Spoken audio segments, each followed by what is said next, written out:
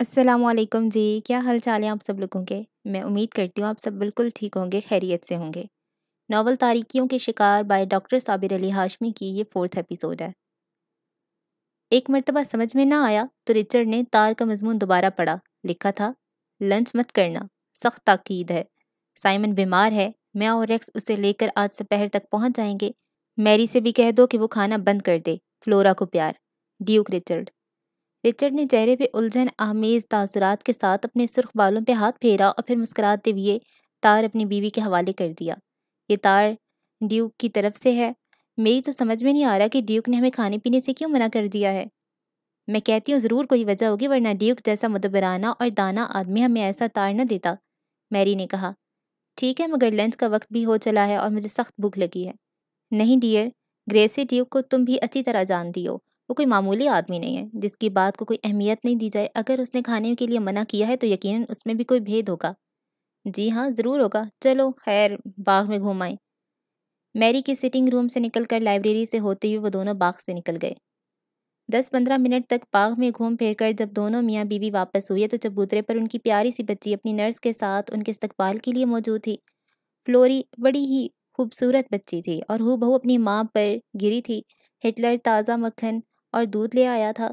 चनाचा lunch खाने के बजाय उन्होंने मक्खन, दूध और कुछ ताज़ा फल खाए। अभी वो खा पी के फारिग ही हुए थे कि हस्पानो अमारत के गेट से अंदर दाखिल हुई। लो भाई, मेहमान आ गए, रिचर्ड ने हस्पानो को देखते हुए कहा। और जब तीनों दोस्त कार से निकलकर अंदर आए तो रिचर्ड साइमन को अजीब व गरीब लिबास में देखकर बुरी तरह कहके लगाने लगा। जब सब लोग ड्राइंग रूम में बैठ गए तो मैरी ने अपने भाई के पिचके हुए गाल पे मोहब्बत से बोसा दिया, फिर बोली, ग्रेसी डियर, जब से तुम्हारा वो अजीब व गरीब तार आया है मैं सख्त परेशान हूँ। क्या हमारा मुलाजिम हमें जहर देने की साजिश कर रहे हैं? नहीं शहजादी, ऐसी कोई बात नहीं है। थोड़ा सा सब्र करो, मैं तुम्हें इंतहाई अनोखी दास्तान सुनाऊंगा। लेकिन खुदा के लिए खाना और गोश्त बिल्कुल मत खाना और ना ही शराब पीना। बात दरअसल ये है कि साइमन एक बहुत बड़े जादूगर के चक्कर में फंस गया है। खुदा का लाख लाख शुक्र है कि हमें बर वक्त पता चल गया और इसे बचा लिया, वरना इस वक्त तक वो बिल्कुल तबाह हो चुका होता। देखो ग्रेसे, रिचर्ड के लहजे में किसी हद तक तलखी तुर्शी की झलक नुमायां थी। मेरे दिल में तुम्हारी बहुत ज़्यादा कद्र मंजिलत है और हरगिज़ नहीं चाहता कि तुम्हारी शान में किसी किस्म की गुस्ताखी की जरूरत करूं। लेकिन अब तुम्हारा ये मजाक हद से गुजर चुका है। 20वीं सदी में जादू टोने का तस्करा, और वो भी तुम्हारे मुंह से। हैरत है। चलो, जादू को तो नहीं मानते तो ना सही, ड्यूक मुस्कुराते हुए बोला। साइंस को तो मानते हो, कुव्वत इरादी की लामहदूद कुव्वतों के तो कायल हो। हाँ, इससे तो कोई भी इनकार नहीं कर सकता, रिचर्ड की बजाय मैरी ने जवाब दिया। तो आखिर कहना क्या चाहते हो? रिचर्ड का लहजा झंझलाहट का मजहर था। तुम्हें याद होगा, ड्यूक बोला, कि गुज़िश्ता गर्मियों में जब यहाँ पानी की बहुत ज़्यादा कमी हो गई थी तो तुम लंदन से एक डिवाइस गायबदान को लेकर आए थे ताकि वो अपनी सलाहियतों से तुम्हें ज़ेरे ज़मीं पानी का सुराग बता सके। फिर तुमने उसकी मखसूस लकड़ी लेकर खुद भी तजुर्बा किया था और इत्तफाक से अपने तजुर्बे में कामयाब रहे थे। हाँ, ये ठीक है, वो कोई मुश्किल काम नहीं था। बल्कि उसके बाद मैंने बहुत से लोगों की ज़मीनों पर जाकर उन्हें वो जगहें बताईं जहाँ पानी निकलने का इम्कान था, और बाद में हकीकतन उन सब जगहों पर पानी निकल आया था। मगर ये सब कुछ किसी नामालूम किस्म की मकनातीसी लहरों की वजह से होता है। जादू का इससे क्या भला ताल्लुक? मकनातीसी लहरों की बजाय अगर मैं उन्हें इर्ताश लहरें कहूँ तो गालिबन तुम्हें कोई एतराज़ नहीं होगा। ज़ाहिर है कि ज़ेरे ज़मीं पानी के चश्मे और डिवाइज़र के जिस्म के माबैन किसी किस्म की मखसूस लहरों का ताल्लुक है। इसलिए जब वो हाथ में एक ख़ास किस्म की लकड़ी पकड़े हुए आहिस्ता आहिस्ता ज़मीन पे चलता है तो जिस जगह भी ज़ेरे ज़मीं पानी होता है वो लकड़ी खुद ब खुद ही उसके हाथ में घूमना शुरू कर देती है। चनाचा आम लोग डिवाइस को सभी जादूगर कहते हैं। मैं कहती हूँ कि जादू के वजूद से हरगिज़ इनकार नहीं किया जा सकता। मैरी अपने भाई की तायीद करते हुए बोली, जिन दिनों मैं साइबेरिया के जंगल के करीब गांव में रह रही थी तो मैंने बहुत सी अजीब व गरीब बातें देखी थी, और गांव वाले उस बुढ़िया की वजह से खौफ से लर्जा बरामदाम रहते थे, जो बिल्कुल तनहा गांव में बाहर एक झोंपड़ी में रहती थी। ज़रा ठहरो, मैं एक और मिसाल देता हूँ। ड्यूक ने इत्मीनान से सिगार जलाने के बाद कहना शुरू किया। उसकी निगाहों का मरकज़ वापिस था। अगर तुम चाक से फर्श पर एक लकीर खींच दो और एक आम किस्म की मुर्गी को लेकर उसकी चोंच को लाइन के बिल्कुल करीब दबाए रखो और फिर 2-3 मिनट के बाद मुर्गी को बिल्कुल छोड़ दो, तो कुछ देर तक मुर्गी अपनी जगह से ज़रा भी नहीं हिलेगी। अब सवाल पैदा होता है कि मुर्गी आज़ाद होने के बावजूद जुम्बिश क्यों नहीं कर सकती? तो आम ख्याल ये है कि मुर्गी ये समझती है कि उसे लकीर के साथ बांध दिया गया है, चनाचा हिलने जुलने का कोई फ़ायदा नहीं होगा। बहरहाल ये महज कयास है कि मुर्गी यही समझती है, वरना हकीकत क्या है कोई नहीं बता सकता। अलबत्ता ये सब जानते हैं कि ऐसा होता है। यही नहीं बल्कि दुनिया में बेशतर जादूगरनियाँ और जादूगर ऐसे ही गुजरे हैं जो ये नहीं जानते थे कि उनका जादू क्यों और कैसे काम करता है। वो तो सिर्फ ये जानते थे कि अगर एक मखसूस तरीक़ेकार पे अमल किया जाए तो फलां नताइज बरामद होते हैं। یقین محکم اور عقیدے میں بھی تو سائرانہ قوت پناہ ہے، ریکس نے پہلی مرتبہ بولتے ہوئے کہا۔ بالکل ہے، ڈیوک نے فوراً کہا۔ فرق صرف اتنا ہے کہ پیشہ ور قسم کے لوگ اپنے گاہکوں کو یہ نہیں بتاتے کہ اگر انہوں نے اپنی پوری قوت ارادی اور دلجمعی سے حصول معتمد کے لیے کوشش کی تو یقیناً مقصد حاصل ہو جائے گا، بلکہ اس کی بجائے وہ پرانے فارمولے پہ عمل کرتے ہیں، جس کی وجہ سے وہ شخص غیر دانستہ طور پہ اپنی قوت ارادی کو بڑھانے اور مضبوط کرنے پہ مجبور ہو جاتا ہے۔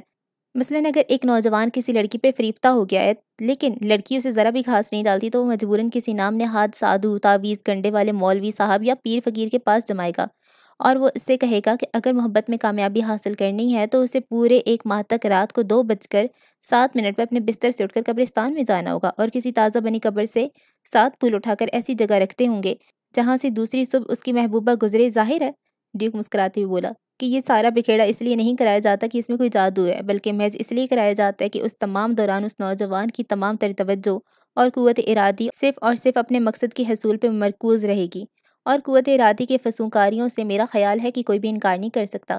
ابھی جو کچھ میں نے بتایا یہ سب کچھ عام اور معمولی باتیں ہیں، میرا مطلب ہے کہ معمولی پیمانے پر چھوٹے موٹے جادو ہیں، مگر سائمن کے ساتھ جو کچھ ہو رہا ہے وہ خطرناک اور انتہائی بلند پائیہ قسم کا جادو ہے جسے صرف ماہر فن قسم کے لوگ ہی کر سکتے ہیں۔ نہ صرف یہ جانتے کہ خاص قسم کی تیاریوں اور مخصوص عمل کرنے سے مطلوبہ نتائج حاصل کیے جا سکتے ہیں، بلکہ وہ اس کے اسباب و وجوہات بھی جانتے ہیں۔ ہمارا دوست سائمن بھی اس قسم کے خطرناک ماہر فن کے ہتھے چڑھ گیا ہے۔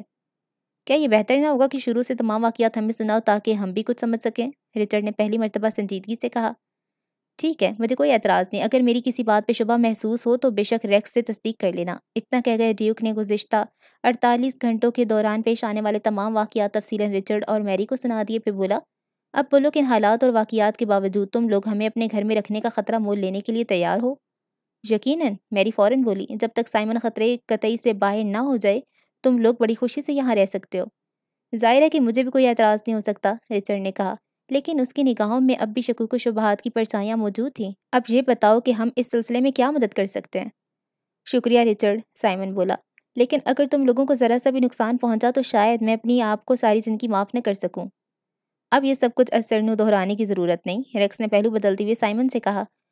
اس بارے میں ہم پہلے ہی سفر کے دوران کافی بحث کر چکے ہیں اور ڈیو کا خیال ہے کہ اگر مناسب پیشمندیاں اور حفاظتی تدابیر کر لی جائیں تو رچرڈ یا میری کو کسی قسم کا نقصان پہنچنے کا قطعی کوئی احتمال نہیں ہے۔ ہاں، میرا یہی خیال ہے، ڈیوک بولا، بلکہ تم دونوں میاں بیوی کو مدد ہمارے حق میں فیصلہ کن ثابت ہوگی۔ سائمن کی مزاحمت نہ ہونے کے برابر ہے کیونکہ وہ کافی عرصہ سے کموٹا کے زیر اثر چلا آ رہا ہے۔ میں اور ریکس بھی گزشتہ شب کے واقعات کے بعد ذہنی اور جسمانی کافی توانائی ضائع کر چکے ہیں، چنانچہ تم دونوں میاں بیوی کا اس جنگ میں شامل ہو جانا بالکل اس طرح ہے جیسے کسی محاذ پہ تھکی ہاری فوج کو تازہ دم کمک پہنچ جائے۔ تمہاری شمولیت سے طاقت کا توازن یقیناً ہمارے حق میں ہو گیا ہے۔ اگر تم لوگ اس وقت ہمیں یہاں رکھنے پہ آمادہ نہ ہوتے تو میں نہیں سمجھتا کہ ہم کہاں جاتے۔ بہرحال بہت بہت شکریہ۔ اچھا، اب یہ بتاؤ کہ ہمیں کیا کرنا ہے؟ میری نے اپنے بھائی سے کہا۔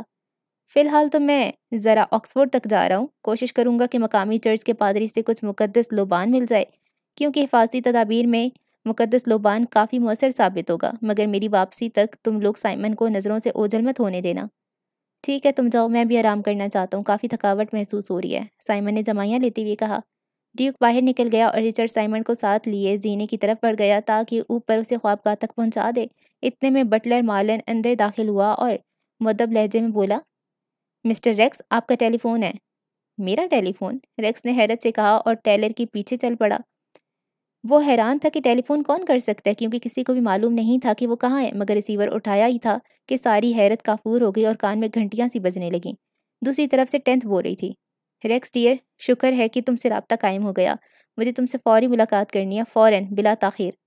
لیکن تمہیں کیسے معلوم ہوا کہ میں یہاں ہوں؟ ریکس نے ماؤتھ پیس میں کہا۔ ملاقات ہونے پہ میں سب کچھ بتا دوں گی، خدا کے لیے فوراً چلے آؤ۔ مگر تم کہاں سے بول رہی ہو؟ تم سے صرف 1 میل دور گاؤں کے سرائے سے۔ بولو بولو ریکس، آ رہے ہو نا؟ آ رہا ہوں، اتنا کہہ کر وہ دوڑتا ہوا گیا اور میری کو بتایا کہ اسے فوراً 10th نے بلایا ہے۔ ٹھیک ہے، تم جاؤ، میرے اٹھتے ہوئے بولی، مگر شام تک تو آ جاؤ گے نا؟ ضرور، اچھا، خدا حافظ۔ اس کے ساتھ ہی وہ تیز تیز قدموں سے باہر نکل گیا۔ ریکس کے جانے کے چند منٹ بعد ہی ایک کوتاہ قد شخص مکان کی حدود میں داخل ہوا اور بٹلر نمالن سے باتیں کرنے لگا۔ مالن کو چونکہ معلوم تھا کہ ایک آقا بلائی منزل میں اپنے دوست سائمن کے ساتھ ہے اور اس کی سخت ہدایت ہے کہ انہیں ڈسٹرب نہ کیا جائے، چنانچہ اپنے مالکن کے پاس آ کر بولا، میڈم، کوئی شخص کموٹا آیا ہے اور آپ سے ملنا چاہتا ہے۔ کموٹا کا نام ہی سن کر میری بوکھلا گئی۔ اپنے بھائی ڈیوک اور ریکس سے اس خوفناک شخص کے متعلق وہ اتنا کچھ سن چکی تھی کہ اچانک اس کی آمد پہ چکرا گئی۔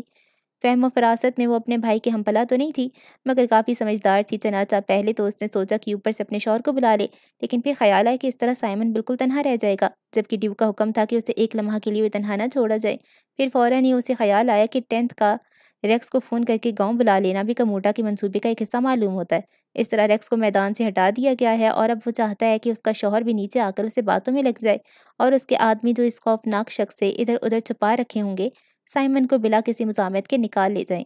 یہ تمام خیالات میری کے دماغ میں ایک لمحہ کے اندر ہی آ کر گزر گئے، لہٰذا اس نے خود ہی کموٹا سے بات کرنے کا فیصلہ کیا۔ اسے اندر بھیج دو، اس نے بٹلر سے کہا، مگر ہوشیار رہنا، میں جیسی گھنٹی بجاؤں فوراً آ جانا، سمجھ گئے؟ دوسرے منٹ کموٹا اندر داخل ہوا تو میری نے سر سے لے کر پاؤں تک بغور اس کا جائزہ لیا۔ وہ گرے سوٹ میں ملبوس تھا اور سیاہ ٹائی باندھے ہوئے تھا۔ اس کا غیر معمولی سر انڈے کی طرح صاف اور چمکدار تھا۔ میں اس طرح بن بلائے آنے پہ معذرت خواہ ہوں میڈم۔ کموٹا کی آواز پارٹ تھا اور لہجہ متاثر کن تھا۔ امید ہے کہ آپ میرا نام سن چکی ہوں گی۔ اس کے ساتھ ہی کموٹا نے مسافے کے لیے اپنا ہاتھ بڑھا دیا، لیکن سرزمین روس کے ایک گاؤں میں رہنے کے دوران میری اتنا ضرور جان گئی تھی کہ کالا جادو کرنے والوں کو نہ تو چھونا چاہیے اور نہ ہی اپنے گھر کی کوئی چیز انہیں کھانے کے لیے پیش کرنی چاہیے۔ لہٰذا ہاتھ ملانے کی بجائے میری نے آتش دان کی دوسری طرف رکھی کرسی کی طرف اشارہ کیا اور خود آتش دان کی ادھر رکھی کرسی پر بیٹھ گئی۔ سپہر کی سورج کی شعاعیں کھڑکی کے راستے کموٹا کے شانے پر پڑ رہی تھیں۔ پہلے تو اس نے دائرانہ نظروں سے کیمرے کا جائزہ لیا، پھر بولا، میڈم پتہ نہیں میرے متعلق آپ کو کیا کچھ بتایا گیا، مگر یہ حقیقت ہے کہ سائمن میرا انتہائی عزیز دوست ہے اور میں اس کی دلالت کے دوران اس کی پوری طرح نگہداشت کرتا رہا ہوں۔ کیا میں تمہاری آمد کا مقصد پوچھ سکتی ہوں؟ میری کا لہجہ قطعی روکھا تھا۔ میرا خیال ہے سائمن اس وقت یہیں ہے۔ ہاں، تمہارا خیال ٹھیک ہے، میری نے مختصراً جواب دیا۔ میڈم میں جانتا ہوں کہ یہاں کی تازہ ہوا اس کے لیے بہت مفید ہے۔ مجھے افسوس ہے کہ کچھ اہم معاملات کی وجہ سے سائمن کو آج رات کے لیے لندن لے جانا بہت ضروری ہے۔ لیکن یہ ناممکن ہے، میری نے محکم لہجے میں کہا۔ مجھے معلوم تھا کہ آپ اسی قسم کی رویے کا اظہار کریں گی، کیونکہ میرے دوست ڈرچلو نے پتہ نہیں کیسی کیسی نامعقول باتیں آپ سے میرے متعلق کہی ہوں گی۔ بہرحال اس وقت میں تفصیل میں نہیں جاؤں گا، مگر اتنا عرض ضرور کروں گا کہ اگر سائمن آج رات لندن نہ گیا تو مہلک قسم کی خطرات سے دوچار ہو جائے گا۔ جب تک وہ اس مکان محو سے کوئی خطرہ درپیش نہیں ہو سکتا، میری نے مؤثر لہجے میں جواب دیا۔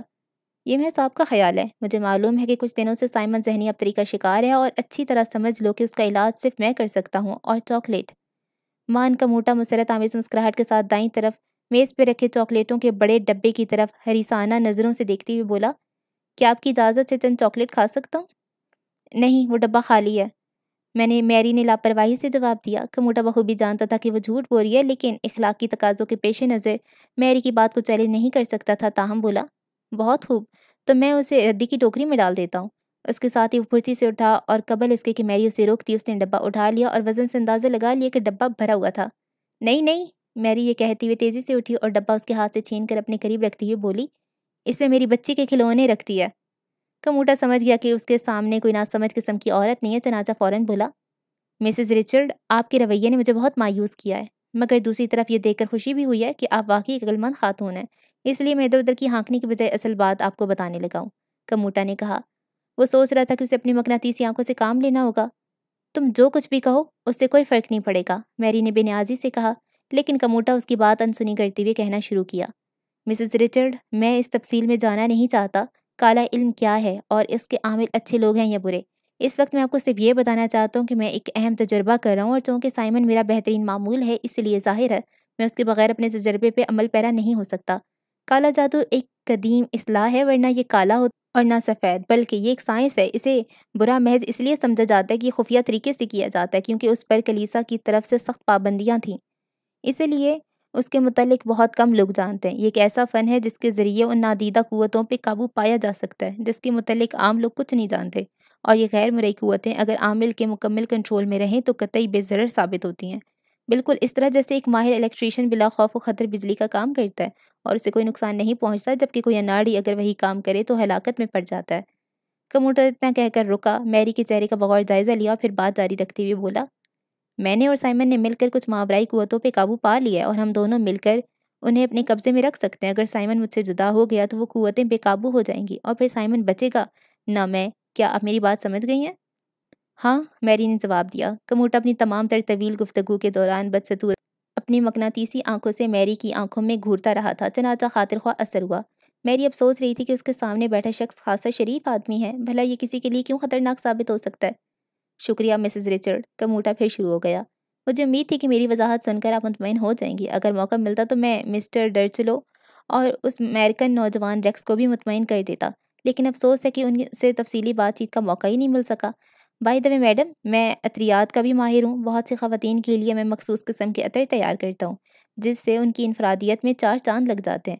اگر آپ حکم دیں تو آپ جیسی حسین خاتون کے لیے میں وہ چیز تیار کروں گا کہ آپ ساری زندگی یاد رکھیں گی۔ شکریہ مسٹر کموٹا، آپ واقعی قابل قدر ہیں، میری نے کہا۔ اس کی آواز کسی حد تک بدل چکی تھی اور اسے یوں محسوس ہو رہا تھا جیسے سامنے بیٹھے کموٹا کی آنکھیں پہلے کی نسبت کافی کشادہ ہو چکی ہیں۔ ڈیوک کب آئے گا میڈم؟ کچھ پتہ نہیں، شام 6 بجے سے پہلے نہ آ سکے شاید۔ اور وہ امریکی دوست کہاں ہے؟ وہ شاید نیچے گاؤں میں گیا ہے۔ تو غالباً تمہارا شوہر سائمن کے پاس ہے میڈم۔ میں تمہارے شوہر سے چند منٹ بات کر کے اسے بھی مطمئن کرنا چاہتا ہوں، کیونکہ آج رات سائمن کا میرے ساتھ جانا قطعی ناگزیر ہے۔ اور میڈم سخت پیاس لگ رہی ہے، ایک گلاس پانی مل جائے گا؟ ضرور، کیوں نہیں؟ میری نے ہاتھ بڑھا کر گھنٹی کا بٹن دباتے ہوئے کہا۔ پانی کی بجائے چائے یا شراب اور کچھ بسکٹ بھی پیش کیے جا سکتے ہیں۔ اب وہ مکمل طور پہ کموٹا کے دائرۂ اثر میں تھی، چنانچہ گھنٹی کا بٹن دبایا۔ نہیں میڈم، زیادہ تکلیف کرنے کی ضرورت نہیں ہے، ایک گلاس پانی اور چند بسکٹ بالکل ٹھیک رہیں گے۔ میں آپ کی مہربانی کا مشکور ہوں۔ اسی وقت ٹیلر دروازے میں آیا اور سوالیہ انداز میں اپنے مالک کی طرف دیکھا۔ میری نے اسے پانی اور بسکٹ لانے کا آرڈر دیا اور مسکرا کر کموٹا کی آنکھوں میں جھانکنے لگی۔ 2 منٹ بھی نہیں گزرے تھے کہ بٹلر پانی کا گلاس اور بسکٹ لے آیا، مگر کموٹا نے ادھر ذرا بھی توجہ نہ دی، بلکہ میری کی آنکھوں میں بدستور جھانکتے ہوئے بولا، مسٹر رچرڈ، معلوم ہوتا ہے کہ آپ پچھلے دنوں سے کچھ علیل رہی ہیں، اسی لیے بہت زیادہ درماندہ اور تھکی تھکی نظر آ رہی ہیں۔ نہیں مسٹر، میں بیمار تو نہیں رہی، البتہ اس وقت پتہ نہیں کیوں سخت تھکاوٹ محسوس ہو رہی ہے۔ در حقیقت میری کو اچانک ہی بے حد تھکاوٹ محسوس ہو رہی تھی اور نیند کی وجہ سے آنکھوں کے پپوٹے بھاری ہو کر خود بخود ہی آنکھوں پہ گرے پڑ رہے تھے، یہاں تک کہ وہ دیکھتے ہی دیکھتے گہری نیند سو گئی۔ کموٹا اپنی کامیابی پہ مسکرانے لگا، وہ کام اس کے لیے ذرا بھی مشکل ثابت نہیں ہوا تھا۔ اب وہ سوچ رہا تھا کہ میری کو اٹھا کر دوسرے کمرے میں ڈال دے، پھر ملازم کو بلا کر رچرڈ کو بلوائے اور اسے بھی ہپنوٹائز کر کے راستے سے ہٹا دے، تاکہ سائمن کو لے جانے کے لیے راستے میں کوئی بھی حائل نہ ہو۔ ابھی وہ یہ سب سوچ ہی رہا تھا کہ میری خمار آلود آنکھیں کھول کر اسے حیرت سے دیکھنے لگی۔ کموٹا مسکرایا، ساتھ ہی بولا، سو جاؤ اور غور سے سنو کہ تم کل سپہر 4 بجے تک سوتی رہو گی اور اس کے بعد سینٹ جوہنز میں واقع سائمن کے گھر پہ مجھ سے ملو گی۔ میری کی بوجھل پل کے دوبارہ گر گئیں، لیکن چند سیکنڈ کے بعد ایک جھٹکے سے اس نے آنکھیں کھول دیں، دروازے کی طرف دیکھنے لگی، کیونکہ اسی لمحہ دروازہ زور سے کھلا تھا اور اس کی بیٹی فلورا چیختی ہوئی اندر داخل ہوئی تھی۔ بچے کی آواز نے ماں کے ذہن پہ عمل پذیر ارتعاشی عمل کو روک دیا تھا۔ Mummy mummy, uncle Simon, daddy, میں اور ایک نیا کھیل کھیلنا چاہتے ہیں، چونکہ چوتھا آدمی کی ضرورت ہے، اس لیے ڈیڈی نے تمہیں بھی بلایا ہے۔ چلو چلو جلدی باغ میں چلو، وہ دونوں بھی وہیں ہیں۔ اس کے ساتھ ہی بچی اپنی ماں کے قریب آ گئی۔ کتنی پیاری بچی ہے، کموٹا بچی کی طرف بڑھتے ہوئے بولا۔ آؤ گڑیا، میرے پاس آؤ۔ میری کا ذہن اب پوری طرح بیدار ہو چکا تھا اور وہ سر پہ منڈلاتے ہوئے شدید خطرے کو پوری طرح محسوس کر چکی تھی، چنانچہ بچی کو پکڑ کر اپنی طرف کھینچتے ہوئے چیخی، خبردار جو تم نے بچی کو ہاتھ بھی لگایا، میں اب تمہیں اچھی طرح سمجھ چکی ہوں، تم نے مجھے ہپنوٹائز کرنے کی کوشش کی تھی، تم بھیڑیے ہو۔ اتنا کہہ کے میری نے گھنٹی کا بٹن دبا دیا۔ نہیں محترمہ، یہ سراسر بہتان ہے، البتہ ممکن ہے کہ میری غیر دلچسپ باتوں سے بور ہو کر آپ کو اونگ آ گئی ہو۔ بکو مت، میری نے آتش بار نظروں سے کموٹا کو دیکھتے ہوئے کہا۔ اسی وقت دروازہ کھلا اور بٹلر مالن اندر داخل ہوا۔ اسے لے جاؤ، میری بچی کو ملازم کی طرف بڑھاتے ہوئے سخت لہجے میں بولی، اور مسٹر رچرڈ کو فوراً یہاں بھیج دو۔ ملازم برقی سرحد سے بچی کو ساتھ لے کر نکل گیا۔ مسز رچرڈ، کموٹا دھمکی آمیز لہجے میں بولا، اس سے پہلے کہ میں اس مکان سے جاؤں، سائمن سے میرا ملنا قطعی ناگزیر ہے۔ نکل جاؤ، میری دھاڑی، میں کہتی ہوں میرے شوہر کے آنے سے پہلے نکل جاؤ ورنہ۔ اور ان الفاظ کے ساتھ ایک مرتبہ پھر اس کی نظریں کموٹا کی آنکھوں میں جھانکنے لگیں، لیکن اس نے فوری نظریں پھیر لیں اور دروازے کی طرف دیکھنے لگی۔ کموٹا تیزی سے میز کی طرف بڑھا اور پانی سے بھرا گلاس اٹھانا چاہا، مگر اب میری اچھی طرح سمجھ گئی تھی کہ پانی کا گلاس اور بسکٹ منگوانا بھی اس پر ہپنوٹائز کا اثر کار فرما تھا، اور وہ جانتی تھی کہ سامنے کھڑے شخص کو اپنے گھر کی کوئی کھانے پینے کی چیز دینا سخت خطرناک ہے۔ چنانچہ ابھی کموٹا کا گلاس ہاتھ پانی تک نہیں پہنچا تھا، اس نے زور سے ٹھوکر مار کر میز الٹ دیا، بسکٹ نیچے گر کر ٹکڑے ٹکڑے ہو گئے اور پانی قالین پر دور تک پھیل گیا۔ کموٹا غصے سے ابلنے لگا، اس نے شعلہ بار نظروں سے میری کی طرف دیکھا اور منہ ہی منہ میں پتہ نہیں کیا بڑبڑانے لگا۔ اس کی خود اعتمادی کو زبردست دھچکا لگا تھا، کیونکہ دبلی پتلی اور 5 فٹ قد کی ایک چھوٹی سی عورت نے اس کے سب کیے دھرے پر پانی پھیر دیا تھا۔ عین اسی وقت ایک جھٹکے سے دروازہ کھلا اور رچرڈ آندھی کی طرف اندر داخل ہوا۔ کیا بات ہے، یہ سب کیا ہو رہا ہے؟ ڈیئر، یہ کموٹا ہے، میری اپنے خاوند کی طرف بڑھتی ہوئی بولی۔ یہ تم سے ملنا چاہتا تھا مگر میں نے سائمن کے خیال سے تمہیں نہیں بلایا تھا، اس نے مجھے ہپنوٹائز کرنے کی کوشش کی ہے۔ بیوی کا خوفزدہ چہرہ دیکھ کر رچرڈ آگ و گولا ہو گیا، چہرے کی عضلات کھنچ گئے اور آنکھوں سے چنگاریاں برسنے لگیں۔ اس سے پہلے کہ میں تمہیں کھوپڑی توڑ دوں، بہتر ہے نکل جاؤ۔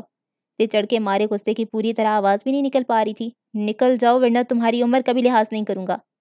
مسٹر رچرڈ کم اٹھا دھمکی کی پرواہ کیے بغیر ڈٹھائی سے مسکراتے ہوئے بولا، بات دراصل صرف اتنی سی ہے کہ مسز رچرڈ غالباً بہت تھکی ہوئی ہیں، اس لیے میری خشک باتوں سے بور ہو کر شاید اونگ گئی تھیں اور سمجھنے لگیں کہ میں نے ہپنوٹائز کرنے کی کوشش کر رہا ہوں۔ میں تمہاری بات کا ذرا بھی یقین نہیں ہے، اس لیے بہتر فوراً نکل جاؤ۔ مسٹر رچرڈ میری بات سمجھنے کی کوشش کرو، میں تو یہاں صرف سائمن کو اپنے ساتھ لے جانے کے لیے آیا ہوں۔ سائمن ہرگز نہیں جائے گا، رچرڈ نے فیصلہ کن لہجے میں کہا۔ مسٹر رچرڈ اگر تم ذرا ٹھنڈے دل سے میری بات سنو تو سب کچھ سمجھ میں آ جائے گا۔ دراصل میرے متعلق ڈر چلو نے پہلے ہی تمہارے ذہن کو مسموم کر دیا ہے، اس لیے تم قطعی یک طرفہ طرف سوچ رہے ہو۔ اور رچرڈ ڈیئر، میری چیخی، خدا کے لیے اس کی آنکھوں کی طرف مت دیکھو اور اسے فوراً یہاں سے نکال دو۔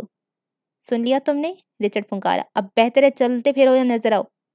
ٹھیک ہے میں چلا جاتا ہوں، لیکن سائمن کو روک کر نہ صرف تم اس پر بلکہ خود اپنے آپ پر بھی ظلم کر رہے ہو۔ بہرحال تم جانو البتہ اتنی گزارش ہے کہ اس سے صرف 5 منٹ کے لیے مل لینے دو۔ ہرگز نہیں، اب جاتے ہو یا؟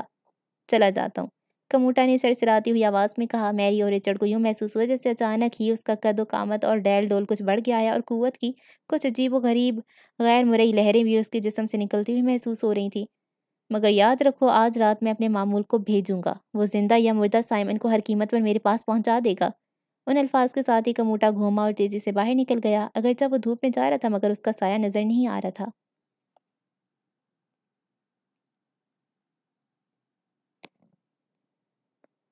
کارڈینیل فالی سے تقریباً 1 میل دور واقع گاؤں کے سرائے پرائڈ آف پیکاک اپنی جدید و بہترین آسائشوں کی وجہ سے دور دور تک مشہور تھی۔ سرائے کیا تھی؟ اچھا خاصا ہوٹل تھا، چونکہ گزشتہ کئی صدیوں سے اس کے مکان اسے سرائے کے طور پر ہی چلاتے آئے تھے، اسی لیے اب بھی سرائے کے نام سے ہی مشہور تھی۔ حالانکہ نئے مالک نے اسے پرانے مالک سے خرید کر بہت سی تبدیلیوں کے ساتھ ناہیت جدید طرز پر ایک ایسی جگہ میں ڈھال دیا تھا جہاں شہر کے ہنگاموں سے گھبرائے ہوئے اہل ثروت سکون و اطمینان سے کچھ روز گزار سکتے تھے۔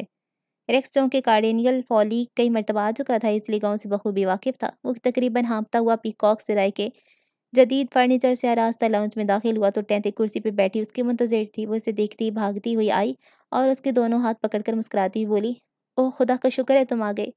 ٹینت کا سبز لباس کئی جگہ سے گرد آلود نظر آ رہا تھا۔ گوس نے اچھی طرح جھاڑنے پونچھنے کی پوری کوشش کی تھی مگر گزشتہ رات کے سفر اور حادثہ کی وجہ سے اس کا لباس اب بھی کچھ میلا میلا ہی دکھائی دے رہا تھا۔ مگر تمہیں کیوں کر پتہ چلا کہ میں کارڈینیل فولی میں آیا ہوا ہوں؟ ریکس نے سوال کیا۔ مائی ڈیئر، ٹینتھ ریکس کے ہاتھوں کو اپنے آنکھوں سے لگاتی ہوئی بولی، مجھے گزشتہ شب اپنی غلطی کا سخت افسوس ہے، میں شرمندہ ہوں۔ مجھے تمہاری سنسان سڑک پہ چھوڑ کر کار نہیں لے جانی چاہیے تھی۔ مجھے اس وقت پتہ نہیں کیا ہو گیا تھا، بس یہی دھن سوار تھی کہ کسی طرح اڑ کر سبت کی تقریب میں پہنچ جاؤں۔ پھر گاڑی کا حادثہ ہو گیا اور مجھے 5 میل کا فاصلہ رات کی تاریکی میں پیدل ہی طے کرنا پڑا۔ تو کیا تم وہاں گئی تھی؟ ہاں، ٹینتھ نے اس بات میں سر کو جنبش دی اور اس کے بعد ریکس کو پوری روداد سنا دی، اور جب وہ اپنی سرگزشت کے اس حصے پر پہنچی جبکہ کسی نادیدہ قوت نے اسے اوپر سے نیچے وادی میں کھینچ لیا تو وہ شدت خوف سے بری طرح کانپنے لگی۔ میں نے اپنی قوت ارادی اس پر صرف کر دی تھی کہ نیچے وادی میں نہ جاؤں، لیکن کوئی مقناطیسی کشش برابر کشاں کشاں مجھے پہاڑی سے نیچے لے جا رہی تھی۔ ابھی کچھ فاصلہ باقی تھا کہ وادی میں جیسے طوفان آ گیا، چاروں طرف گھن گرج شور بلند ہوا، پھر دور سے 2 شیطانی آنکھیں تقریب گاہ کی طرف بڑھتی نظر آئیں۔ وہ آنکھیں اس قدر روشن تھیں کہ آنکھوں کو خیرہ کیے دے رہی تھیں اور تیزی سے میری طرف بڑھ رہی تھیں۔ پھر جب وہ عین میرے سر پر آ گئیں تو میں نے ایک طرف کو چھلانگ لگا دی اور چیخ مار کے بے ہوش ہو گئی۔ ریکس مسکرایا۔ وہ 2 آنکھیں ہماری کار کی ہیڈ لائٹس تھیں اور کار میں اور ڈیوک تھے۔ مگر تم نے ابھی تک یہ نہیں بتایا کہ تمہیں میرے کارڈینیل فولی میں ہونے کے متعلق کیوں کر معلوم ہوا؟ یہ کوئی زیادہ مشکل بات نہیں تھی۔ جب مجھے ہوش آیا تو تمام وادی میں سکوت مرگ طاری تھا۔ میں سخت خوف زدہ تھی، چنانچہ اندھا دھند ایک طرف کو بھاگ پڑی۔ مجھے کچھ معلوم نہیں تھا کہ میں کہاں جا رہی ہوں، بس اس وقت تو یہی چاہتی تھی کہ اس جگہ سے زیادہ دور چلی جاؤں۔ کافی بھاگ توڑ کے بعد آخر تھک کر ایک جگہ گر گئی اور تن بدن کا ہوش نہ رہا۔ جب دوبارہ ہوش آیا تو یہ دیکھ کر اطمینان ہوا کہ میں پختہ سڑک سے بالکل قریب ہوں، مگر ہمت جواب دے چکی تھی، چنانچہ وہیں آنکھیں بند کر کے پڑی رہی اور پھر شاید نیند آ گئی تھی۔ الو صبح آنکھ کھلی تو سڑک کے ساتھ چلنا شروع کیا۔ جلد ہی آبادی بھی شروع ہو گئی اور تھوڑی ہی دیر کے بعد معلوم ہوا کہ میں ڈیبیز کے علاقے میں پہنچ گئی ہوں۔ سوچا کہ کسی ہوٹل میں ٹھہر جاؤں، لیکن میرے پاس اس وقت ایک دمڑی بھی نہیں تھی اور اب تمہیں سلامت دیکھ کر مجھے بھی بہت خوشی ہوئی ہے۔ پیاری 10th، مجھے یہ سمجھ میں نہیں آیا کہ کموٹا اور عورتوں کو چھوڑ کر صرف تمہیں کو اپنا معمول کیوں بنایا؟ اس لیے کہ میرا نمبر 20 ہے اور کموٹا کا بھی یہی نمبر ہے۔ کیا مطلب؟ ریکس نے کچھ نہ سمجھتے ہوئے پوچھا۔ میرا مطلب علم نجوم سے ہے۔ علم نجوم کی روح سے میرا اور کموٹا دونوں کا ایک ہی نمبر ہے۔ تم اس طرح نہیں سمجھو گے۔ لاؤ کاغذ اور قلم مجھے دو۔ ریکس نے قریبی میز سے چند کاغذ اور ایک پینسل 10th کی طرف بڑھا دی اور 10th نے کاغذ پہ انگریزی کے حروف تہجی ترتیب وار لکھ کر ان کے آگے نمبر لکھ دیے۔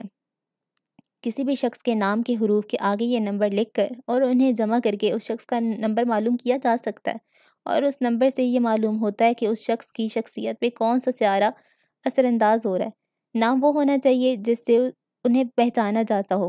مثلاً تم اب خود ہی دیکھ لو، میرا اور کموڈا کا قطعی ایک نمبر یعنی 2 ہے، اور ہم دونوں چاند کے زیر اثر ہیں۔ ممکن ہے کچھ اور ناموں سے بھی آخر میں 2 ہی نکلتا ہو، لیکن میرا اور کموٹا کا چونکہ ابتدائی میزان بھی ہو بہو 1 یعنی 20 ہے، اس لیے میرے دماغ سے خارج ہونے والی ارتعاشی لہریں بھی وہی ہیں جو کموٹا کی ہیں۔ میری تاریخ پیدائش 2 مئی ہے، یہاں بھی نمبر 2 کام کر رہا ہے۔ چاند کے زیر اثر لوگ عموماً تصوراتی، آرٹسٹک، شریف طبیعت اور جسمانی طور پہ کمزور ہوتے ہیں، بہت زیادہ حساس اور عدم خود اعتمادی کا شکار ہونے کے علاوہ مستحکم مزاج بھی نہیں ہوتے۔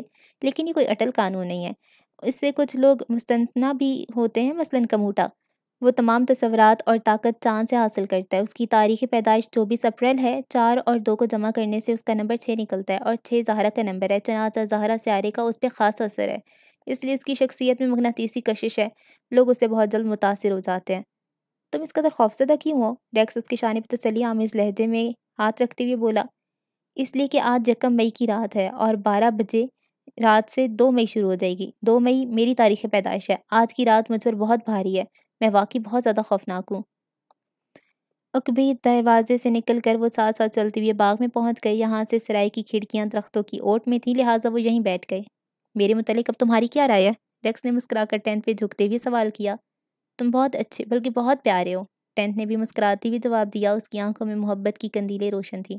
مگر ریکس ڈیئر، خدا کے لیے مجھ سے دل مت لگا بیٹھنا، اس لیے کہ میری زندگی تو اسی سال کے یا ساتھ ہی ختم ہو جائے گی۔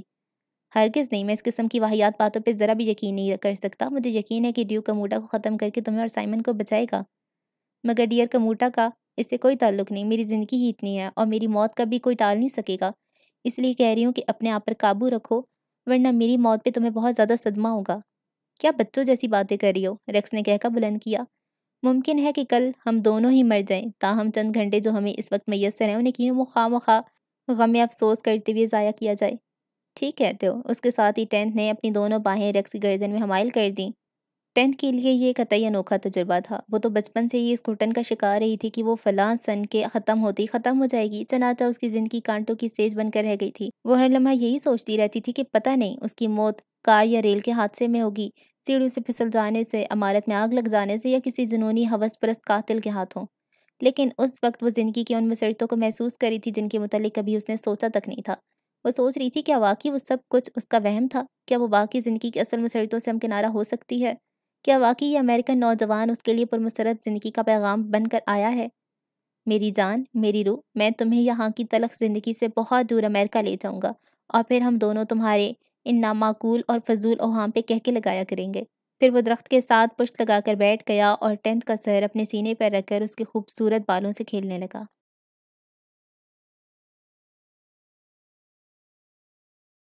شام 5:45 بجے جب ڈیوک واپس کارڈینیل فالی پہنچا تو رچرڈ نے اسے کموٹا کی آمد کا تمام حال سنا دیا۔ سب کچھ سننے کے بعد ڈیوک بولا، مجھے اس کی آمد پہ ذرا بھی حیرانی نہیں ہے۔ کیا وہ پھر آنے کی دھمکی دے کر گیا ہے؟ ہاں، رچرڈ نے مختصر جواب دیا۔ رچرڈ دیکھ رہا تھا کہ کموٹا کی آمد کا حال سن کر اس کی دوبارہ آنے کی دھمکی کی بابت معلوم کر کے ڈیوک کا چہرہ زرد پڑ گیا تھا۔ وہ اپنی عمر سے بہت زیادہ بوڑھا نظر آنے لگا تھا اور یوں معلوم ہوتا تھا جیسے اس کے دل و دماغ پہ ناقابل برداشت بوجھ ہے۔ تو کیا تمہارا خیال ہے کہ وہ آج رات کوئی شیطانی حرکت کرے گا؟ رچرڈ نے سوال کیا۔ خیال نہیں بلکہ مجھے پورا یقین ہے، ڈیوک نے پرخیال انداز میں کہا۔ میں نے حفاظتی اقدامات کے لیے بہت بھاگ دوڑ کی ہے، مگر اب بھی پوری طرح مطمئن نہیں ہوں۔ تم یوں کرو کہ کسی کو قریبی گاؤں بھیج کر گھوڑے کے 5 عدد بالکل نئے نال منگوا لو۔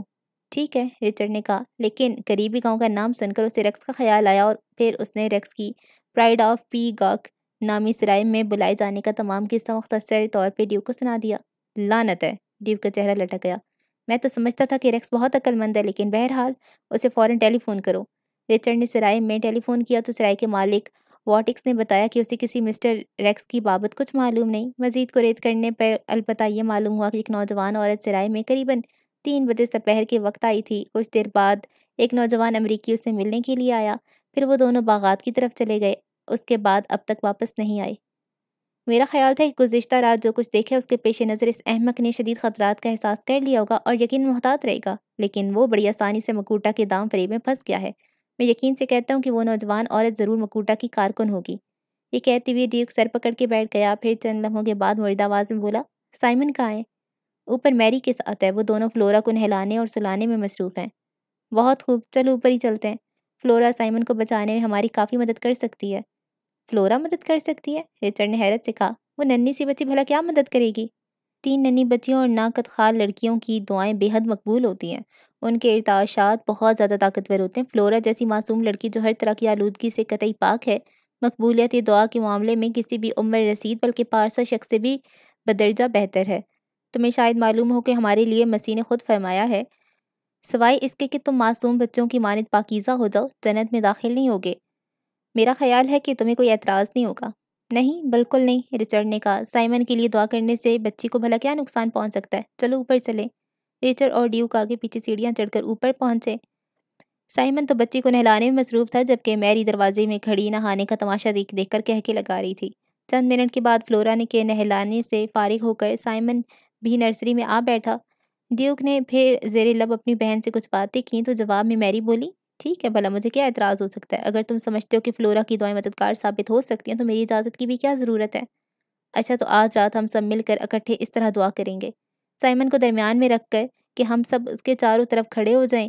تم انکل سائمن کا ہاتھ مضبوطی سے پکڑے رہو گی، پھر ہم سب خدا کے حضور جھک جائیں گے۔ شاباش، چلو شروع کریں۔ سائمن درمیان میں کھڑا ہو گیا۔ بچی نے اس کا دایاں ہاتھ اپنے بائیں ہاتھ میں مضبوطی سے پکڑ لیا اور پھر سب خدائے بزرگ و برتر کے حضور جھک گئے۔ بچی نے اپنی معصوم اور طوطی زبان میں جو بھی دعائیں یاد تھیں بلند آواز سے دہرانا شروع کر دیں۔ بچی خاموش ہوئی تو میری نے بیٹی کے کان میں کچھ سرگوشیاں کی، چنانچہ بچی بلند آواز سے بولی، یا خدا تو اپنے فضل و کرم سے مجھے، میری اماں، میرے پاپا، انکل سائمن، انکل ڈیوک اور انکل ریکس کو اپنی امان میں رکھ۔ اب جو کچھ میں کہتا جاؤں، ڈیوک نے کہا، تم سب لفظ بلفظ دہراتے جانا۔ اے خدائے رحیم و کریم، تیری رحمت بے پایاں ہے، تو سب کے گناہوں کو معاف کرنے والا ہے۔ تیرے جاہ و جلال، عظمت و جبر کے آگے شیطانی قوتیں ہیچ ہیں۔ بدروحیوں اور سیاہ قوتیں نیک لوگوں کا جو تیری پہنائے میں آ جائیں کچھ نہیں بگاڑ سکتی۔ دعا کے اختتام میں بچی کو اس کے بستر پہ لٹا دیا گیا اور ملازموں کو اس کے پاس چھوڑ کر باقی سب لوگ میری کے سٹنگ روم میں نیچے آ گئے۔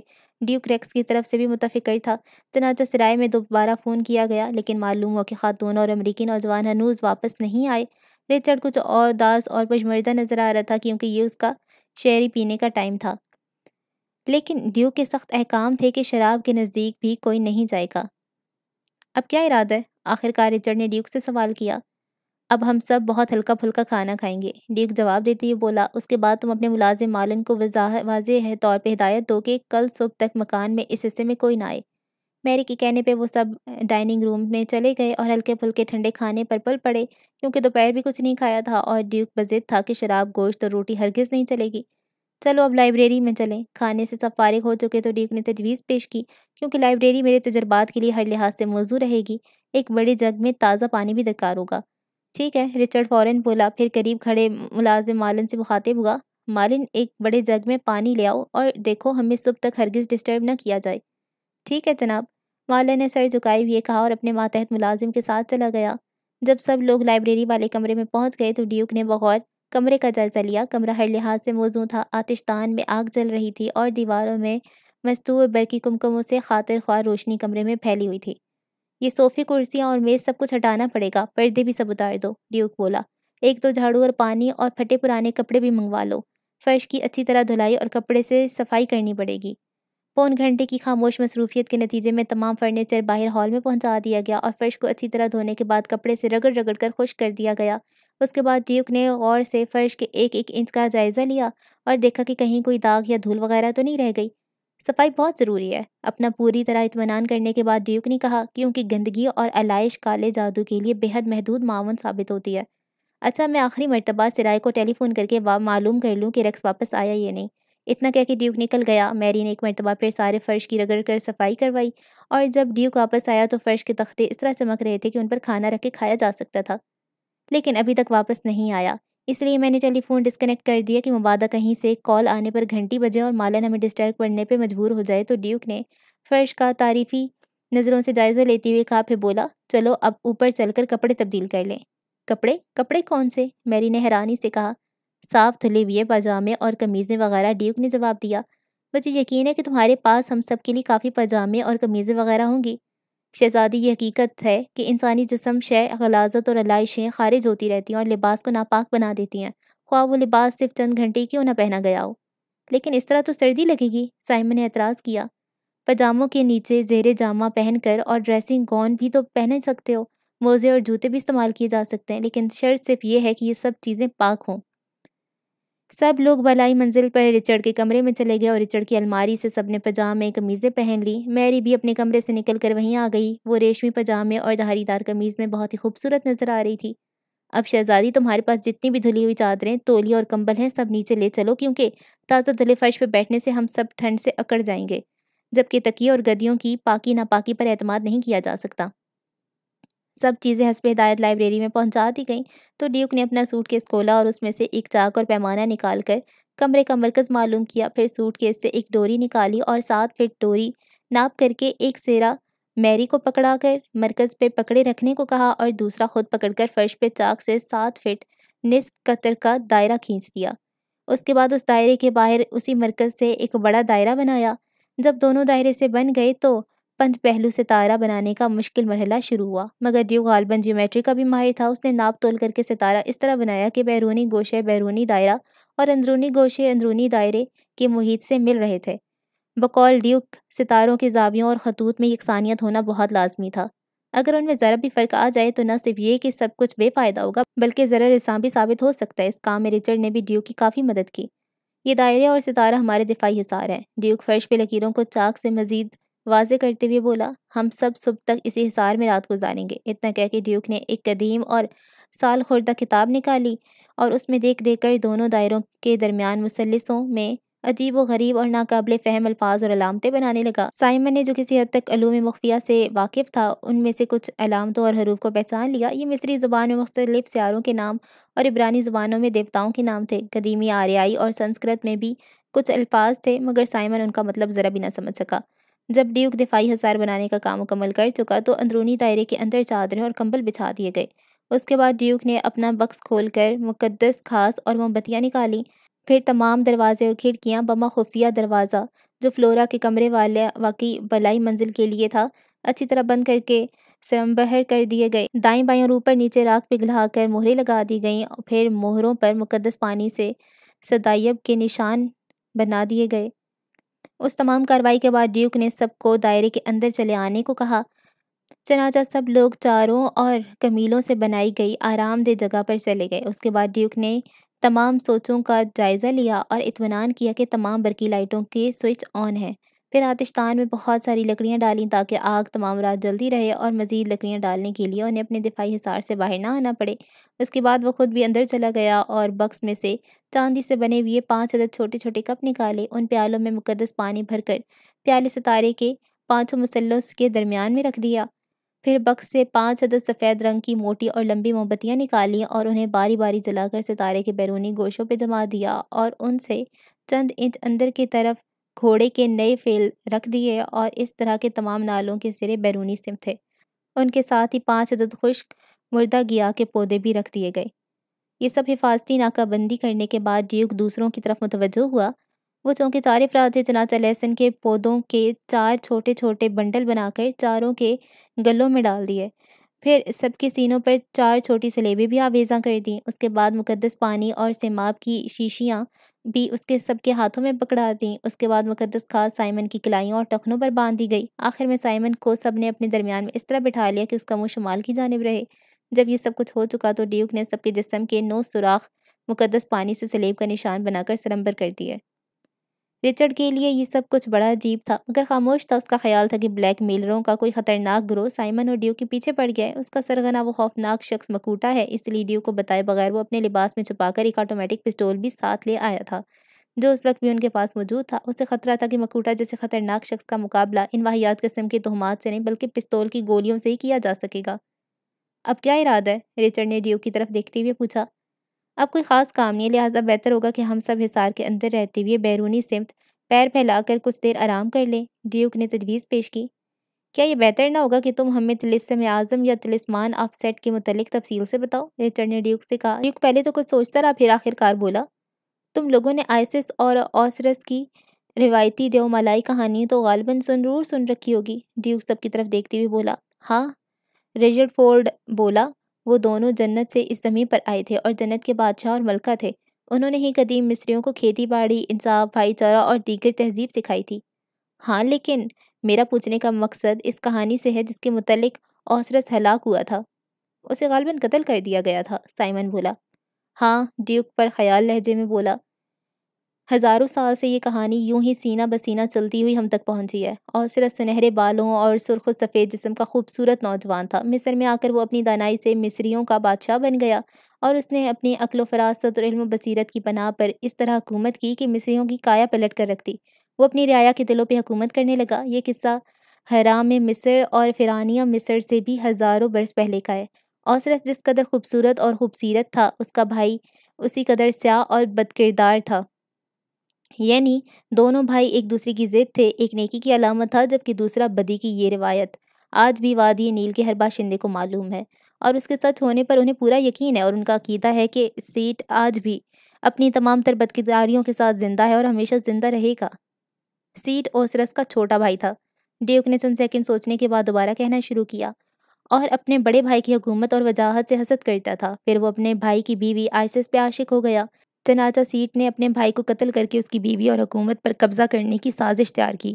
سیٹ کو معلوم تھا کہ اوسرس کو قتل کرنا اتنا آسان کام نہیں ہے، کیونکہ وہ ہمہ وقت اپنے جانثاروں میں گھرا رہتا ہے اور رعایا میں بے حد ہر دل عزیز تھا۔ اس کے علاوہ ایک بڑی رکاوٹ اس کے منصوبے میں یہ تھی کہ اوسرس دیوتا تھا، اس لیے اس کا آسمانی مقدس خون زمین پر بہنا خود اپنی تباہی کے مترادف تھا۔ لہٰذا اس نے بڑی دماغی سوزی سے قتل کا ایک نادر منصوبہ بنایا۔ اتنا کہہ کر ڈیوک خاموش ہو کر کچھ سوچتا رہا، پھر بات جاری رکھتے ہوئے بولا، اس زمانے میں قدیم مصریوں کا عقیدہ تھا کہ انسانی زندگی محض ایک وقفہ ہے اور یہ کہ دائمی زندگی اس کے بعد شروع ہوتی ہے۔ لہٰذا اس زندگی کے خیالات و تصورات کا پرتو یقیناً دائمی زندگی پر پڑتا ہے۔ اسی لیے امیر و کبیر لوگ اپنی زندگی میں ہی اپنے لیے شاندار اور پرآسائش قسم کے مقبرے اور تعمیرات کرواتے تھے۔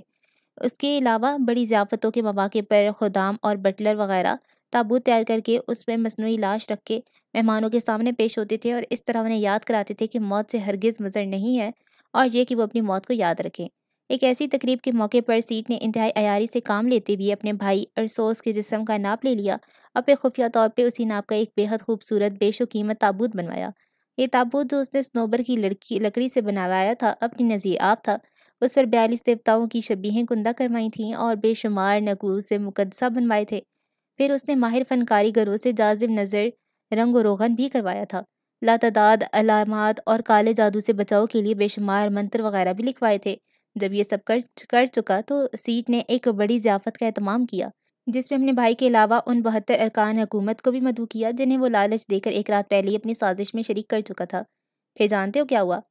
ڈیوک کچھ دیر تو جواب کا منتظر رہا، پھر خود ہی بولا، ضیافت والے دن مکار سیٹ نے وہ تابوت ایسے کمرے میں رکھوایا جس سے گزر کر مہمانوں کو اندر آنا تھا۔ جس نے بھی اس تابوت کو دیکھا بس دیکھتا رہ گیا۔ خود اوسس بھی اس کا ڈیزائن اور نقش و نگار دیکھ کر دنگ رہ گیا۔ جب ضیافت ختم ہوئی اور مغنیہ اور سازندے اپنے فن سے بادشاہ اور مہمانوں کا دل خوش کر چکے تو سیٹ کھڑا ہو گیا اور کسمساتے ہوئے بولا، آپ سب نے میرا وہ خوبصورت تابوت دیکھا ہے۔ میں نے محسوس کیا ہے کہ آپ نے سے ہر ایک نے اسے بہت پسند کیا ہے۔ آپ لوگ چونکہ میری معززی مہمان ہیں، اس لیے میں نہایت فراخ دلی اور خندہ پیشانی سے وہ تابوت آپ لوگوں کی خدمت میں تحفتاً پیش کرتا ہوں۔ آپ میں سے جس خوش نصیب کے بھی ناپ تول پہ وہ بورا اترے بخوشی میری طرف سے قبول کر لے۔ اتنا سنتے ہی تمام مہمان سازندوں وغیرہ کو ایک طرف دھکیلتے ہوئے اس کمرے کی طرف دوڑے جس میں تابوت رکھا تھا اور ایک ایک کر کے تابوت کے اندر لیٹ کر جائزہ لینے لگے، لیکن وہ کسی کے لیے بھی پوری طرح فٹ نہیں تھا۔ عزیز بھائی، سیٹ محبت سے بھائی سے مخاطب ہوا، تم بھی تو آزماؤ، ممکن ہے یہ نفیس تحفہ تمہاری ہی قسمت میں ہو۔ ویسے بھی یہ اس قدر دلکش ہے کہ بادشاہ کو ہی زیب دے گا۔ یہ سن کر اورسرس مسکراتا ہوا تابوت کی طرف بڑھا اور سب لوگوں کے درمیان سے گزر کر تابوت میں چلا گیا۔ تابوت اورسرس کے دراز قد کے لیے عین برابر تھا۔ جو ہی اورسرس تابوت میں گیا، घास में छुपे हुए सीट के आदमियों ने वजनी ढक्कन बंद करके चश्म ज़दन में कीलें ठोंक दी और तमाम दरजे पिघले हुए शीशे से बंद कर दी। इस तरह थोड़ी ही देर में ओसरस की रूह कब से अंसरी से परवास कर गई। उफ खुदाया, जुल्म की इंतहा है, मैरी ने तबसरा किया। हाँ, और उसके बाद? ड्यूक सिलसिला कलाम जारी रखते हुए बोला। 1 मिनट की भी ताख़ीर किए बगैर सीट और उसके बहुत से साथी जो साजिशी में उसके साथ थे, रथों में सवार होकर आनन फानन ओसरस के महल में पहुंच गए। लेकिन आइस को इस घिनौनी साजिश का इल्म चंद मिनट पहले हो चुका था, इसलिए वो सीट के पहुंचने से पहले ही महल छोड़कर भाग गई थी। सीट ने ओसरस की लाश से फौरी तौर पे बनजात हासिल करने का फैसला कर लिया, क्योंकि उसे मालूम था कि अगर लाश मजहबी पेशवाओं के हाथ लग गई तो इसका मकबरा बना के पूजा शुरू कर देंगे, और चूंकि ओसरस रियाया में बहुत ज़्यादा मकबूल था, इसलिए उसके कत्ल के खिलाफ तमाम सरकर्दा लोग मुत्तहिद होकर उसकी हुकूमत का तख्ता पलट देंगे। चनाचा सीट ने फैसला कर लिया कि वो मिस्री सल्तनत की हदूद में ओसरस की लाश दफन नहीं कर सकेंगे। चनाचा दूसरी सुबह उसने उस ताबूत को जिसमें ओसरस की लाश थी दरियाए नील में बहा दिया, मगर आइसरस ने किसी न किसी तरह ताबूत को दरिया से निकलवा लिया और उसे लेकर डेल्टा के दालानी इलाकों की तरफ फरार हो गई। हाँ, उसने सहरी और माफूकुल फितरत कुव्वतों से काम लेकर अपने मुर्दा शौहर से अपने आप को हमला कर लिया और उसके बाद शौहर की लाश को हनूद करा लिया, क्योंकि उन हालात में वो उसकी तजहीज़ और तकफीन का इंतज़ाम उसकी हस्ब मर्तबा नहीं कर सकती थी। कुछ दिनों के बाद सीट को किसी तरह इन सब बातों का पता लग गया कि वो कई महीनों तक आइस की तलाश में सरगर्दां रहा और आइस इस शौहर के ताबूत को लिए लिए फिरती रही। मगर एक रात जब वो जंगल में पाम के एक दरख्त के नीचे सोगवार बैठी हुई थी, तो उसने दूर से घोड़ों की टापों की आवाज़ सुनी। वो इस वक्त तक बहुत ज़्यादा दरमांदा और खस्ता हाल हो चुकी थी, लिबास मैला और जगह जगह से फट गया था। बहरहाल वो समझ गई कि सीट और उसके साथियों को पता चल गया, इसलिए जान बचाने के लिए ताबूत को वहीं छोड़कर वो दरिया में उतर गई और कमर कमर पानी में उतर कर दरिया में आगे झाड़ झंकार में छुप गई। सीट ने जब ताबूत को पहचान लिया तो बहुत खुश हुआ और आइसिस को तलाश करने की भी कोशिश शुरू की, लेकिन वो उन्हें कहीं नजर न आई। उसकी तलाश से मायूस होकर सीट ने ताबूत को तोड़कर लाश निकालने का हुक्म दिया। चनाचा ताबूत को तोड़कर लाश को बाहर निकाल लिया गया। आइसिस अपनी जगह छुपी हुई थी, सब कुछ देख रही थी, क्योंकि 14वीं का चांद आसमान पे चमक रहा था और तेजा चांदनी में सब कुछ नजर आ रहा था। सीट के हुक्म पे लाश के 14 टुकड़े कर दिए गए और वसी व अरीज़ मुल्क के दूर दराज मुख्तलिफ हिस्सों में पहुंचा दिए गए, ताकि लाश क़यामत तक यकजा न हो सके। इस तरह सीट खून का एक कतरा बहाए बगैर अपने भाई को कत्ल करने में कामयाब हो गया। फिर क्या हुआ? ड्यूक चक सेकंड के लिए रुका था कि साइमन ने सवाल कर दिया। सीट मिस्र के वसी व अरीज़ सल्तनत का बादशाह बन गया। उसके दौरे हुकूमत में बद इंतज़ामी की वजह से नाकाबिले बयान हद तक बुराइयां मचलीं। हर तरफ मफूकुल हाली का दौरा रहा। आखिरकार आइसिस के बेटे होरस, जो अजीम देवता था और रोशनी का अकाब कहलाता था, उसने सीट को शिकस्त दी और मिस्र का बादशाह बन गया। उसने सीट के दौर के तमाम बुराइयां ख़त्म कर दी और मुल्क में खुशहाली फैल गई। आइसिस ने अपने शौहर की लाश तलाश करने के लिए मुल्क का चप्पा चप्पा छान मारा। उसे जहाँ कहीं भी लाश का कोई हिस्सा मिला, उसने अपने अजीम शौहर की याद में मकबरा बनवा दिया।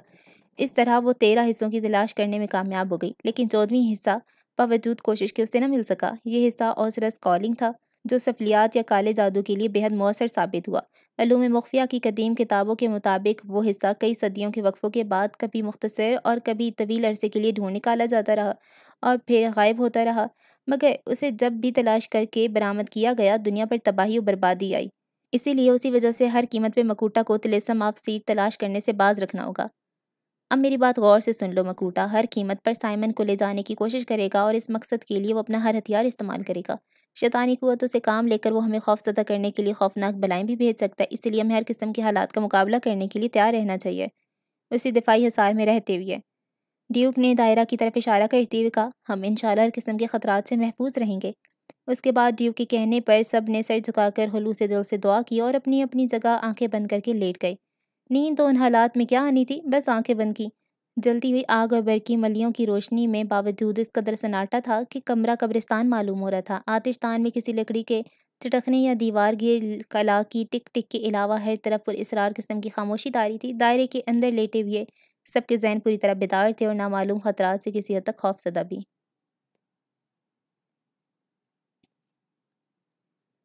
रेक्स के मजबूत बाजुओं में उसके सीने पर सर रखे हुए टेंथ बदस्तूर आराम से सोई हुई थी। रात का अंधेरा हर चीज़ को अपनी गिरफ्त में ले चुका था, लेकिन टेंथ हर चीज़ से बेनियाज होकर ऐसे सोई थी जैसे अब कभी नहीं जागेगी। घड़ी पे नज़र डाली तो 8 बज रहे थे। रेक्स ने सोचा कि अब तक ड्यू यकीनन वापस आ गया होगा और ये कि साइमन की हिफाजत करने की पूरी सलाहियत रखता है। मज़ीद 1 घंटा गुजर गया और रेक्स का जिस्म अंधेरे में एक ही हालत में बैठे बैठे अकड़ कर रह गया। وہ نہیں چاہتا تھا کہ پہلو بدلنے سے 10th کی نیند میں خلل آئے۔ چنانچہ بدستور 10th کا سر اپنے سینے سے لگائے بیٹھا رہا۔ کئی مرتبہ اسے خود بھی اونگ آئی، لیکن وہ سر جھٹک کے ہر مرتبہ نیند کو بھگاتا رہا۔ اسے ڈر تھا کہ اگر وہ سو گیا تو مکوٹا اس کی غفلت سے فائدہ اٹھا کر وار کر جائے گا۔ ریکس ڈیئر، اچانک 10th نے آنکھیں کھول کر کسمساتے ہوئے کہا، ہم کہاں ہیں؟ میں نے ابھی ایک بہت ہی خوفناک خواب دیکھا ہے۔ ہم اکٹھے ہیں اور سرائے کے باغ میں ہیں، ریکس نے جواب دیا۔ لیکن ڈیئر، ہم اس طرح یہاں ساری رات تو نہیں گزار سکتے۔ چلو واپس سرائے میں چلیں، ممکن ہے کچھ کھانے کو بھی مل جائے، ریکس نے اٹھتے ہوئے کہا۔ ہاں، مجھے بھی سخت بھوک لگ رہی ہے۔ 10th بھی اٹھ کھڑی ہوئی۔ 2 فرلانگ کا فاصلہ طے کر کے تقریباً 9 بجے وہ جب پی کاک کی لاؤنج میں پہنچے تو سرائے پر مکمل تاریکی چھائی ہوئی تھی۔ دروازے اور کھڑکیاں وغیرہ سب تاریک تھے۔ ریکس نے کارڈینیل ٹیلی فون کرنے کی کوشش کی تاکہ اپنے بارے میں بتا دے، لیکن ٹیلی فون لائن ڈیڈ ہونے کی وجہ سے رابطہ قائم نہ ہو سکا۔ سرائے کا مالک آیا تو ریکس نے پوچھا کہ آیا کچھ کھانے کو مل سکے گا، جس کے جواب میں ریکس نے اپنی مخصوص مسکراہٹ کے ساتھ کہا، کیوں نہیں جناب، سب کچھ حاضر کیا جا سکتا ہے، تلی ہوئی مچھلی تو موجود ہے۔ 10th اور ریکس ڈائننگ روم میں چلے گئے اور 5 منٹ کے اندر ہی تلی ہوئی مچھلی اور برگنڈی کی بوتل لے کر واپس آ گیا۔ 10 منٹ کے بعد ریکس نے کارڈینیل فولی سے رابطہ قائم کرنے کی ایک مرتبہ پھر کوشش کی، لیکن آپریٹر نے بتایا کہ کارڈینیل فولی سے رابطہ قائم نہیں ہو رہا، ممکن ہے لائن خراب ہو۔ چنانچہ ریکس نے رچرڈ کے نام کا ایک رکا لکھا، وہ بالکل خیر خیریت سے ہے اور یہ کہ صبح ٹیلی فون کرے گا۔ رکا لکھ کر وائکس کو دیتے ہوئے ہدایت کی کہ کسی کے ہاتھ وہ رکا کارڈینیل فولی پہنچوا دے۔ میں رات والے ہولناک واقعے کے متعلق سوچتا ہوں تو یوں لگتا ہے جیسے وہ کوئی ڈراؤنا خواب تھا، ریکس نے کہا، مگر میں جانتا ہوں کہ وہ خواب نہیں تھا۔ خدا جانے یہ سب کیا چکر ہے، اگر میرا عزیز دوست سائمن ملوث نہ ہوتا تو میں ہرگز اس چکر میں نہ پڑتا۔ تم ٹھیک کہتے ہو، 10th نے کہا، تم نے گزشتہ رات جو کچھ دیکھا ہے وہ خواب نہیں بلکہ کموٹا کی شیطانی قوتوں کا ادنیٰ سا کرشمہ تھا۔ میں اسی لیے تو خوف زدہ ہوں۔ بدقسمتی یہ ہے کہ کسی سے بھی مدد نہیں لی جا سکتی۔ پولیس کو بتایا جائے تو نہ صرف یہ کہ وہ میری باتوں کا مذاق اڑائیں گے بلکہ پاگل سمجھ کر پاگل خانے بھجوا دیں گے، لہٰذا اب ایک تم ہی ہو جو کچھ مدد کر سکتے ہو۔ تمہارا خوفزدہ ہونا کسی حد تک درست ہے، لیکن اب اس قدر بھی خوفزدہ نہیں ہونا چاہیے۔ یہ ٹھیک ہے کہ کموٹا انتہائی خوفناک شخص ہے، مگر یہ بھی تو سوچو کہ وہ تمہیں ہپنوٹائز کر کے سائمن کے حصول میں استعمال کرنے کے علاوہ اور کر بھی کیا سکتا ہے، اور یہ بھی صورت ہے کہ وہ تمہیں یہاں سے نکل لے جائے گا، اور یہ میری موجودگی میں ناممکن ہے۔ وہ تمہیں قتل ہرگز نہیں کرے گا۔ تم نے کبھی کسی خون آشام کے متعلق سنے؟ ہاں، ناولوں میں پڑھا تھا اور فلموں میں بھی دیکھا ہے۔ کہتے ہیں کہ خون آشام ہر رات اپنی قبر سے باہر آتے ہیں اور انسانی خون پیتے ہیں۔ پھر آخر کار کسی نہ کسی طرح جب ان کا راز کھل جاتا ہے تو کسی راہب کی موجودگی میں قبر کھود کر انہیں نکالا جاتا ہے، سر کو تن سے جدا کر کے ان کے دلوں میں لکڑی کے کھونٹے ٹھوک دیے جاتے ہیں۔ کیا تمہارا ذہن میں اسی قسم کی اذیت ناک عذاب کا خوف جاگزین ہے؟ ہاں ڈیئر، ذرا تصور تو کرو کہ ایک شخص کی روح کو مرنے کے بعد بھی قرار نہیں ملتا، بلکہ رات کے وقت انسان خون پینے کے لیے بھٹکتی پھرتی ہے۔ کیا یہ معمولی عذاب ہے؟ تم کیا واقعی یہ سمجھتی ہو کہ خون آشام قسم کی کسی چیز کا ناولوں یا فلموں سے باہر حقیقی دنیا میں بھی کوئی وجود ہے؟ ہاں، کیا تمہیں اس بارے میں کچھ معلوم نہیں؟ نہیں، البتہ مجھے یقین ہے کہ ڈیوک اس بارے میں ہمیں بہت کچھ بتا سکے گا۔ مجھے حیرت ہے اس بارے میں تمہاری معلومات نہ ہونے کی برابر ہیں۔ حالانکہ خون آشاموں کی قصے کہانیاں تمام یورپی ممالک میں مشہور ہیں۔ پولینڈ، ہنگری اور رومانیہ میں تو اس قسم کے بے شمار واقعات ہو چکے ہیں۔ جب بھی کوئی مشکوک قبر کھودی گئی تو خون آشام کئی لاش برآمد ہوئی، اور ان کی پہچان یہ ہے کہ میت کی تجہیز و تکفین کے کئی ماہ بعد بھی اگر ان کی قبر کھودی جائے تو لاش جوں کی توں تر و تازہ برآمد ہوتی ہے۔ چہرے اور جسم کی رنگت سرخ اور سفید اور آنکھیں کھلی ہوئی ہوتی ہیں۔ صرف ایک تبدیلی پائی جاتی ہے، اور وہ یہ کہ ان کے منہ سے 2 اوپر اور 2 نیچوں کے دانت خوفناک حد تک لمبے ہو کر باہر نکل آتے ہیں۔ کبھی کبھی ان کی باتوں سے تازہ خون بہہ رہا ہوتا ہے۔ ممکن ہے واقعی ایسا ہوتا ہے، ریکس نے کہا، مگر مجھے یقین ہے کہ تمہارے ساتھ ایسی کوئی بات نہیں ہوگی۔ یہ تمہاری خوش فہمی ہے ڈیئر مکوٹا انتہائی خطرناک قسم کی شیطانی قوتوں کا مالک ہے۔ وہ مجھے بڑی آسانی سے قتل کر سکتا ہے اور پھر کسی غلیظ بدروح کو میرے جسم میں محلول کر جانے کا حکم دے سکتا ہے۔ ایسی صورت میں میری جسم اور روح کو جس کربناک اذیتوں کا سامنا کرنا پڑے گا اس کا تم تصور بھی نہیں کر سکتے ہو۔ یہ سب کچھ آج رات ہو جائے، ناممکن، میرے ہوتے ہوئے مکوٹا تم تک ہرگز نہیں پہنچ سکے گا۔ اس کے علاوہ میں نے سوچا ہے کہ کل صبح ہم شادی کر لیں گے تاکہ میں ہمہ وقت تمہارے پاس رہ سکوں۔ شکریہ ڈیئر، تمہاری محبت اور قوت بازو پر مجھے کامل اعتماد ہے، مگر وعدہ کرو کہ آج رات تم مجھے ایک لمحے کے لیے بھی نظروں سے اوجھل نہیں ہونے دو گے اور ایک سیکنڈ کے لیے بھی پلک نہیں جھپکاؤ گے۔ اس وقت گاؤں کے گھنٹہ گھر نے 12 بجے کا گجر بجایا تو 10th کا رنگ پھک ہو گیا۔ یہ گجر سن رہے ہو ڈیئر؟ مرد آواز میں بولی۔ اس گجر کے ساتھ ہی 2 مئی شروع ہو چکی ہے، اور 2 مئی میرے اوپر سخت بھاری بلکہ مہلک ثابت ہو سکتی ہے۔ کیوں فکر کرتی ہو میری جان؟ میں ایک پل کے لیے بھی نہیں سوں گا اور نہ تمہیں اپنی نگاہوں سے اوجھل ہونے دوں گا۔ اگر ہم میں سے کسی کو غنودگی آ بھی جائے تو دوسرا فوراً جگا سکتا ہے۔ اول تو اس کی ضرورت ہی نہیں پڑے گی، کیونکہ ابھی تم نے اور میں نے بے شمار باتیں کرنی ہیں۔ ٹھیک ہے ڈیئر، ہم اس طرح باتیں کرتے ہوئے رات گزارے دیں گے۔ میں بھی اپنے بارے میں تمہیں بہت ساری باتیں بتاؤں گا اور رات گزرنا پتہ بھی نہیں چلے گا۔ یہ کہتے ہوئے 10th مسکرائی، پھر بولی، اچھا میں 1 منٹ کے لیے ذرا اوپر غسل خانے میں پیشاب کرنے جا رہی ہوں، تم تھوڑی دیر یہیں انتظار کرو۔ ریکس 10th کے ساتھ حسین زندگی کے تصورات میں اس قدر محو ہو کر رہ گیا کہ اسے وقت کا احساس ہی نہ رہا۔ پھر تھوڑی ہی دیر کے بعد وہ گہری نیند سو گیا۔ اچھا جی، اب تک کے لیے اتنا ہی۔ اب اس کی 2 ایپیسوڈز اور آئیں گی اور یہ کمپلیٹ ہو جائے گا۔ دعاؤں میں یاد رکھیں۔ اللہ حافظ۔